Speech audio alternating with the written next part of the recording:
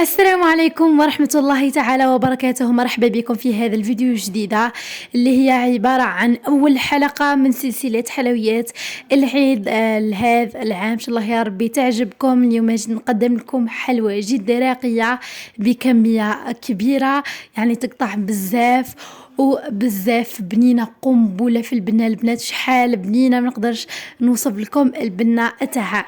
لذلك اذا كنتوا حابين تتعرفوا على المقادير وطريقه تحضير لهذه الوصفه، ما تنسوش تشتركوا في القناه وتفعلوا الجرس باش تتوصلوا بكل جديد، الحلويات الجديده لهذا العيد، وتوصلوا بفيديوهات اخرى متميزه عندي في القناه. تابعوني باش تتعرفوا على هذه الحلوى المميزه واللي بزاف هشيشه ومكوناتها بسيطه. نبداو بالمقادير. نحتاج الى علبه صغيره تاع 250 غرام تاع مارغرين، ولا نص علبه كبيره تاع مارغرين تاع 500 غرام. استعملوا نتوما اللي متوفره عندكم، المهم انها تكون طريه بحراره الغرفه.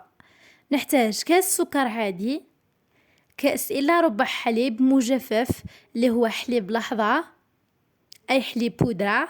عندي 7 كؤوس نتاع الفرينه اللي تكون اكيد مغربله، باكي تاع الخميره تاع الحلوى، وكاس الا ربع تاع بسكوي مطحون، وعندي كاس الا ربع تاع زيت ناقص شويه ماشي الا ربع، وعندي 2 حبات تاع البيض يكونوا بدرجه حراره الغرفه. كالعاده كل المقادير يكونوا تحت في صندوق الوصف بالكيل وبالجرام، يعني اللي ما عندهاش الكيل، يعني اللي ما عندهاش الميزان تكيل. الان عندي في ان ريسيبيون عندي الكاس تاع السكر حطيته هذاك، نحطو مع 250 غرام تاع مارغرين طريه بحراره الغرفه. نحتاج هذو المكونين مليح مليح بواسطة يدي. يعني هنا هذا الحلوى نستخدمو اليدين بلا باتور بلا حتى حاجة، والحلوى راهي ناجحة ومضمونة بإذن الله من عندي إذا طبقت كل الخطوات اللي راني نقول عليها. نعجن مليح هكا كما راكم تشاهدوا معايا، ونبدا نضيف المكونات الاخرى شويه بشويه. اول حاجه نضيف الزيت، نضيف شويه ونخلط شويه ونخلط حتى نكمل كما راكم تشاهدوا معايا.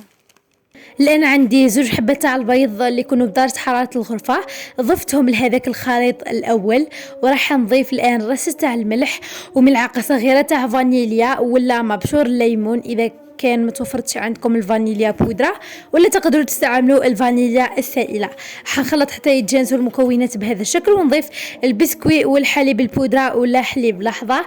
حنخلط مليح مليح، ونبدا نضيف الفرينه تاعي شويه بشويه.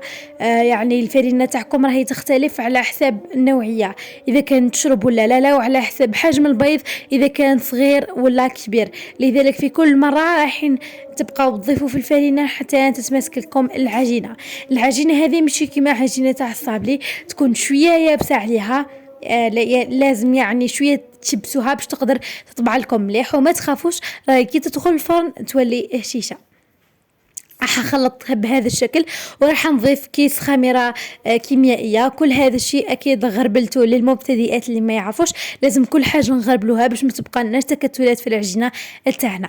كي تتماسك مليح هذه العجينه الان حنقسمها الى 3 اجزاء، وكل جزء فيهم نحطوه في فيلم اليمونتير ولا كيس بلاستيكي.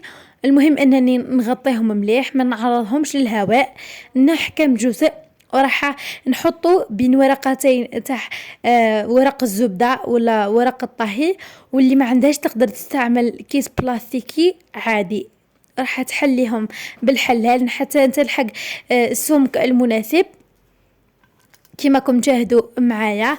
راح نحللهم وراح نطبعهم على شكل دوائر. نتوما تحبوا ديروهم على شكل قلوب ولا اي شكل، نتوما ابدعوا في الشكل كما تحبوا.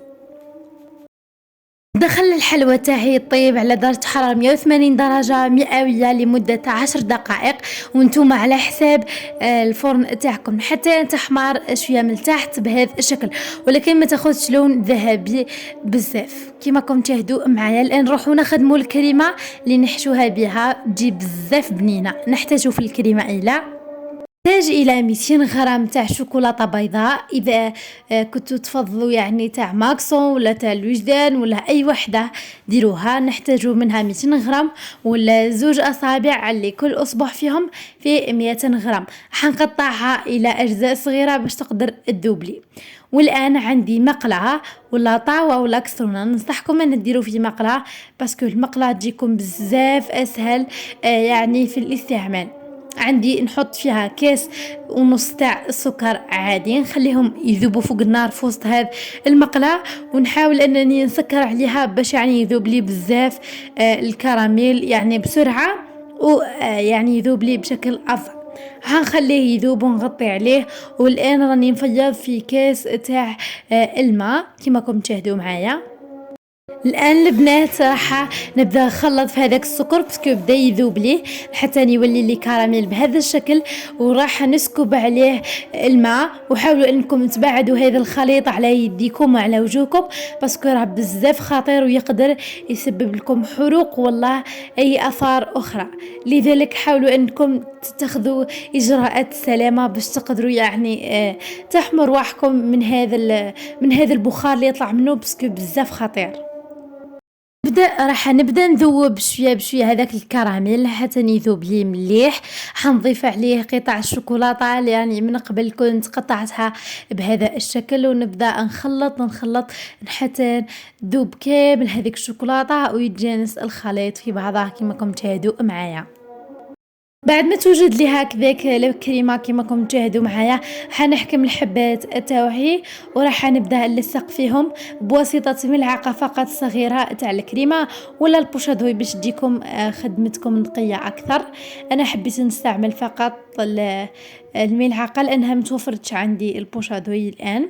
راح نلصق الحبات بهذا الشكل كما راكم تشاهدوا معايا، ورصوا غير شويه برك، ما ترصوش بزاف على الكاطو باش ما يتكسر لكمش بهذا الشكل.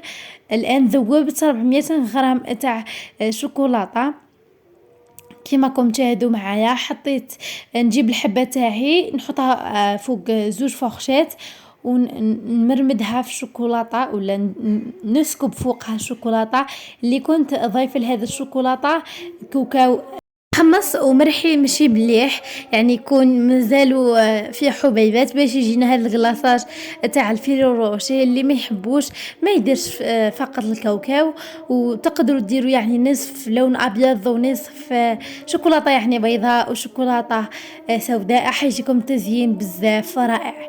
انا اختصرت على روحي ودرت هذا التزيين. الان نحكم قطنه ولا كوتونتيج ولا اي ريشه ولا حاجه حنحط فيها نكخي لون ذهبي، وراح نبقى ندير خطوط في النصف ولا في الاعلى، وراح ندير وردات كنت خدمتهم من قبل كانوا عندي بالباداموند لذلك استخدمتهم. وهذا هو الشكل النهائي تاع الحلوى تاعنا من بعد ما نشفت تجي بزاف بنينه وهايله. البنات ننصحكم كامل جربوها.